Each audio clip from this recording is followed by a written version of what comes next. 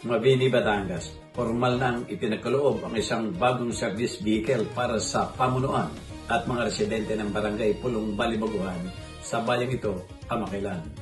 Ang pagbili ng nasabing sasakyan ay naisakatuparan sa magitan ng alokasyon mula sa Local Government Super Fund na pinagsubikapan sa ilalim ng magkatawang na pamuno ni na Batangas 2nd District Representative Attorney Jervil Jinky Beatrix Luistro at Mayor Noel Beatrix Luistro.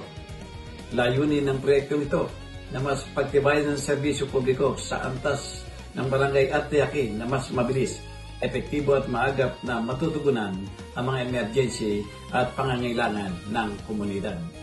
Malaki naman ang pasalamat ng mga opisyals ng barangay sa lokal na pamahalaan dahil sa patuloy na suporta sa mga kanayunan na naglalayong ilapit ang mga pangunahing serbisyo sa mga mamamayan. Jojo Cesar Magsabulugulat para sa journalnews.com.ph.